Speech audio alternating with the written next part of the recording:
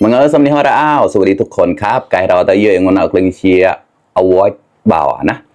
หมอกนะหมอกเอาไว้เบาปั๊มใส่นะปั๊มไม่ส้มตามกันเลยเชียร์เตาเบานะเชียร์ก็เนี่ยแกหน้ากันละเบาใส่หัวต่อยใหญ่แล้วนะนำกล้วยหน้านะเนี่ยในใหญ่นะวันนี้มากินตำถั่วครับแซ่บๆตำปูปลานะครับมีปูด้วยนะครับเนี่ยได้ผักมานิดหน่อยครับแล้วก็มีปลาแห้งทอดนะครับมีแคบหมูครับแต่ก็เอาข้าวมาด้วยครับคนอีสานจะกินข้าวเหนียวแต่เรากินข้าวเจ้าครับอยากกินข้าวเจ้ามันก็เชี่ยก็ปองนะที่เซมิสานที่เชี่ยก็ปลอยไปนะปอยที่บุเชี่ยก็ปองเราแต่ปลอยก็แปะนะที่เชี่ยได้ทำไมเลยดิ่งตาแดงเลยนะกายเตาที่ดิ่งเชี่ยก็มาจอดเราแต่เยอะทำมาเลยเราเองขนาดนั้นเนี่ย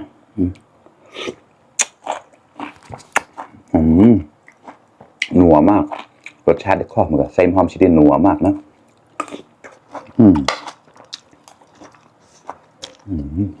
มีเครื่องชีนก็มาจอดเราได้เยอะมากินด้วยกันครับมาครับ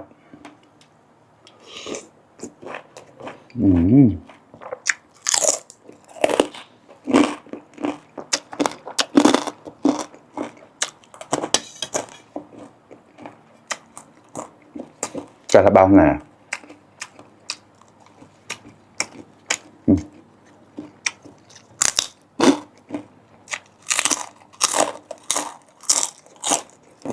ข้าวมาก่อน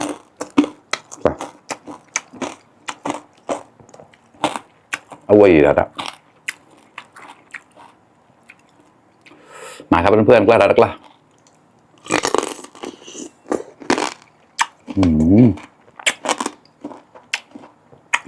เข้ากันมากเลยครับปลาเมกกุ้ยมันก็แปลกมันครับ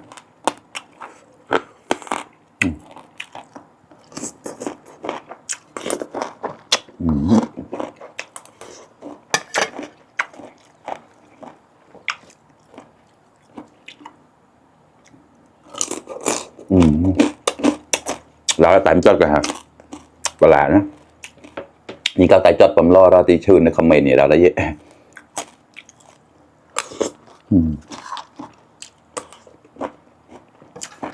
ก็ไปปล่อยไปเกล็ดนะมาคุยปล่อยแล้วก็เนี่ยไม่รายได้ไม่ดาวมันนะดีกว่า10%ก็รอเกล็ดใจนะร้านนั้นไม่โคกว่าแล้วกว่า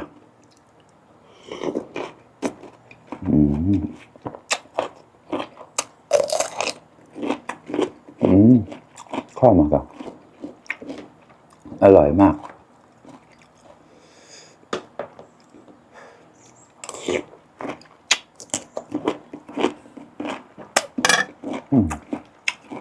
ปลาวาง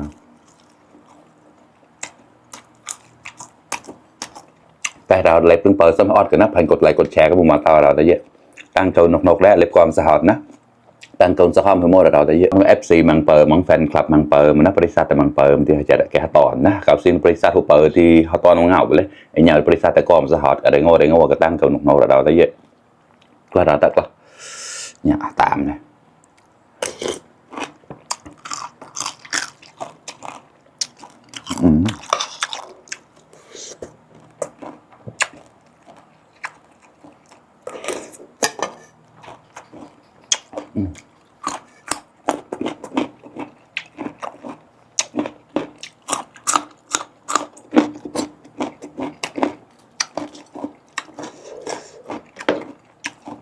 จนมันก็แท้หมดแท้แล้วนะตามข้อเขาไปดาวนะอันนี้ไม่เค็มเท่าไหร่ครับปูอร่อยมาก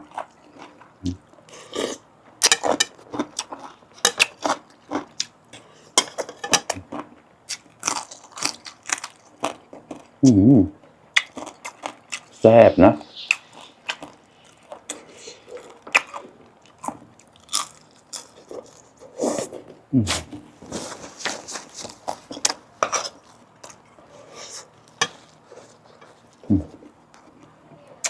เกี่ยวกับแบงแล้วนะ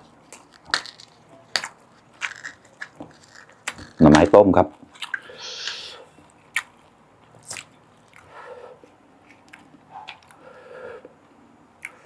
มาเวลาแล้วกว่าหวานดาดเขาเหรอ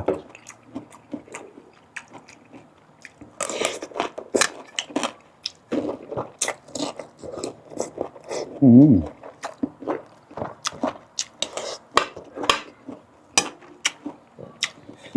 อันนี้แคบหมูนี่ไม่ได้ทำเองนะเสิร์ฟมาครับตลาดนัดตามตลาดนัดแล้ว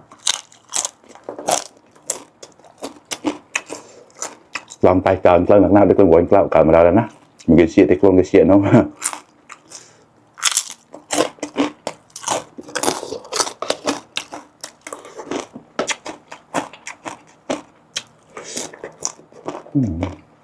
อร่อยมาก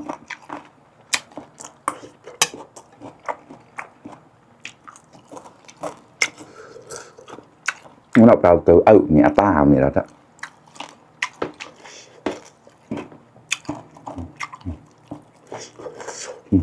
nhà đó rất là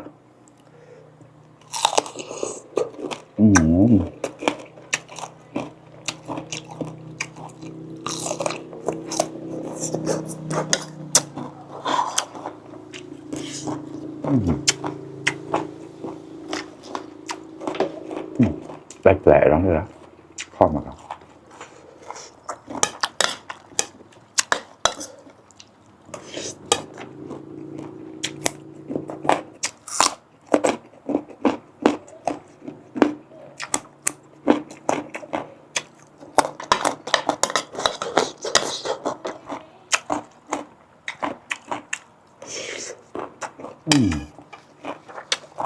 อร่อยมาก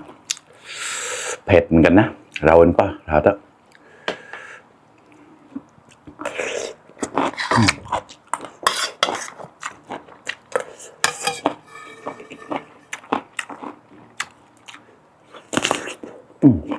เปิดบอสเหมือนกัน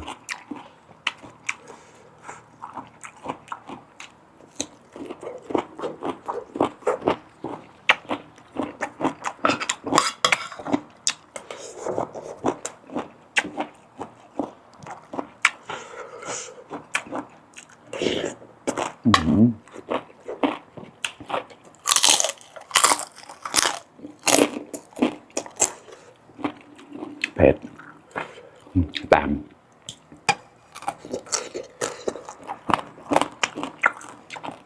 ข้อเหมือนกันแค่แม่เงยหยิบเชี่ยนะเอาเชี่ยมา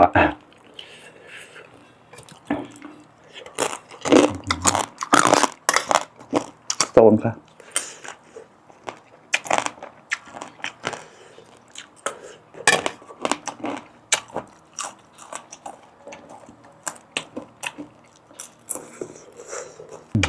เผ็ดเราเนี่ยเราได้เยอะ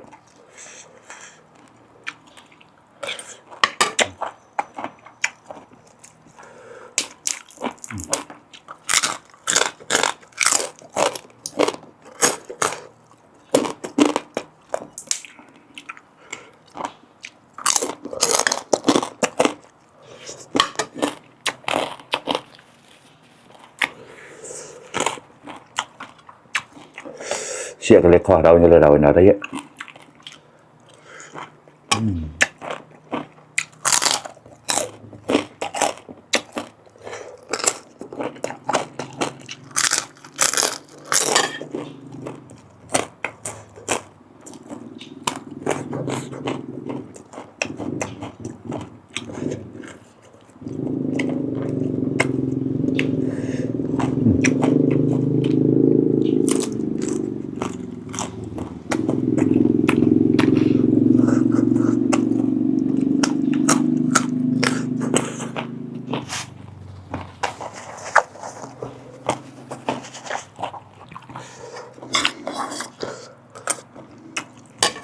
โอ้มันชื่อเดานะเราหนักเลยหนาวเด้อแต่เราชิมเราชิมมันได้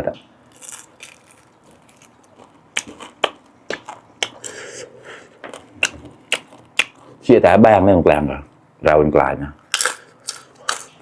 เผ็ดมากครับที่ไปกินหน่อไม้ยิ่งเผ็ดไปใหญ่เลย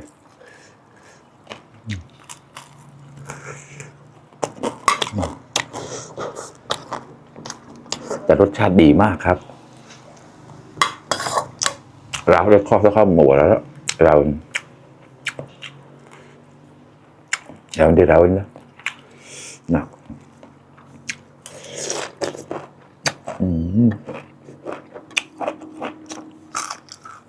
cho mình hoa một xôi mà phát mã nào rồi đó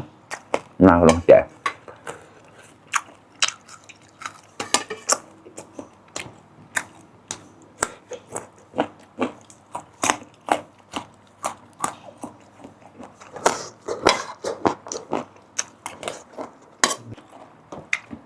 lạc ra cào ra rồi đó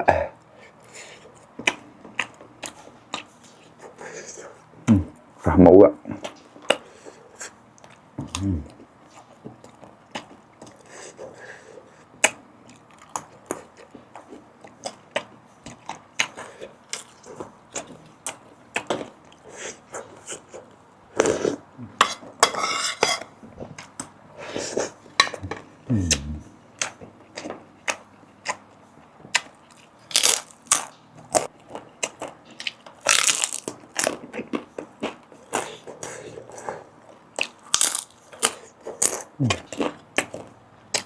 tạm sừng mà ngại nó sừng mùa đang cảm chia mình nào ngại cho nó đã một tẹt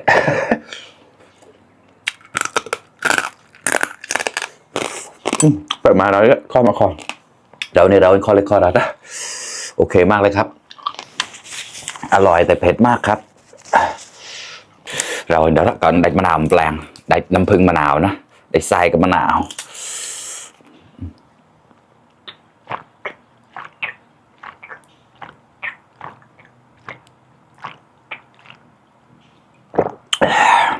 โอ้ช่วยได้เยอะเลยโอเคครับเพื่อนๆอิ่มอีกหนึ่งมื้อแล้วครับอร่อยมากครับอร่อยแล้วก็เผ็ดนัวไม่รู้จะพูดยังไงนะทุกอย่างมันดีหมดแต่มันเผ็ดมากแต่ทำว่าอร่อยไหมอร่อยมากๆครับเชื่อข้อเราต้องแชร์กับเราอีกนะเราแซ่เด็กกับข้อสักข้อมัวเราต้องเยอะ